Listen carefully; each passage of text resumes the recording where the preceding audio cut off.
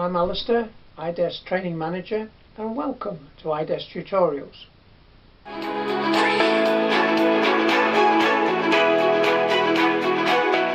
we're going to have a look at calibration certificates. There's such a large number of varieties out there that it's causing a great deal of confusion at times. So what we'll do is we'll have a look at these in more detail, find out what is acceptable, what is not acceptable.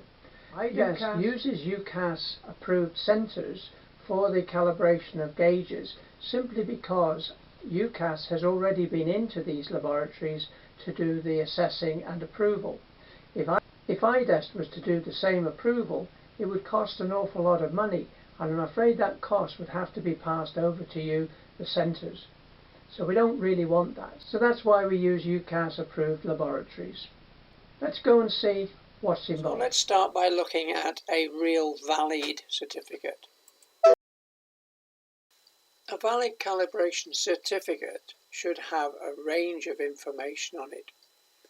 It should have a UCAS logo and a UCAS number as shown in the right hand corner, the date of calibration, a certificate number that's unique to that particular gauge, the owner and contact details, and without this it's not a valid certificate. We cannot have third-party certificates. There would be information about the type and the size of the gauge and a serial number or some form of ID. This is imperative. If there is no ID on the gauge, then one should be etched into the surface of the gauge, maybe a company logo with a number. The expected dimensions of the gauge, followed by the actual dimensions in terms of plus or minus readings. The readings are over at least 2 locations along the length of the thread.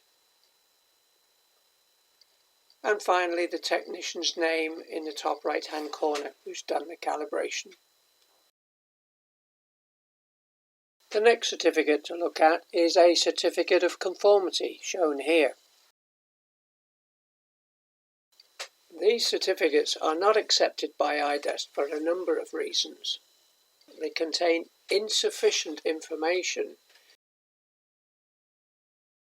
There's no UCAS number, there's no UCAS logo, there's no measurement shown, and it simply states that it conforms to some BS standard.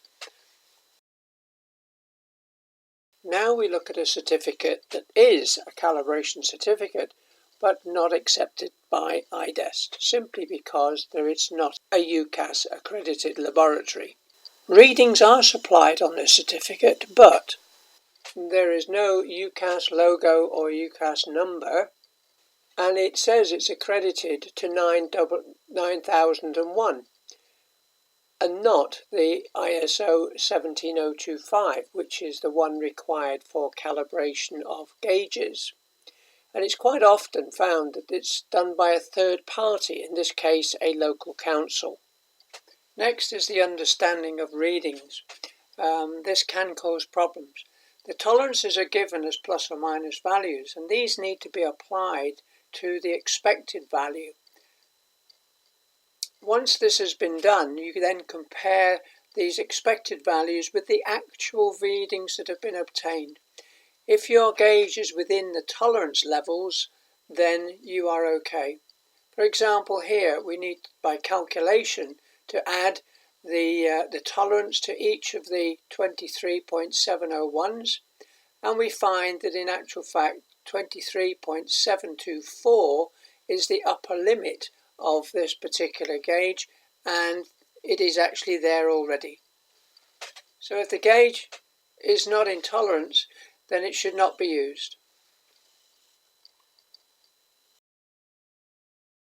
And finally, probably the most graphic of all of them is a tolerance graph, where you actually have a line showing the upper and lower limits and a cross where your gauge actually falls between those limits. Really is a very good and easy method of deciding whether your gauge is in tolerance.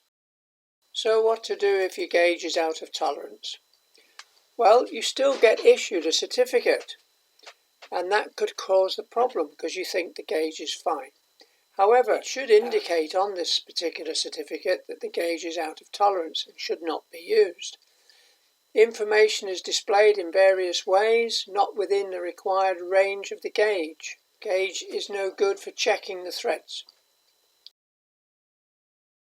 We need to be able to understand the readings, and there are several ways of showing this information, and that can cause a problem. One method is to show max and minimum values. There's no tolerances given, and you need to compare these measured results with the specified tolerance max and minimum. As you can see in this example, it's given the two tolerance values and the measured results. But look at the maximum value for the specified tolerance. It is less than the maximum measured of 25.296. So this gauge is out of tolerance. An alternative way of showing the readings and whether the gauge is out of tolerance is to use an asterisk next to the values. As can be seen in this particular example, the two readings for the go have got asterisks next to each of them. That means that this go gauge is actually out of tolerance.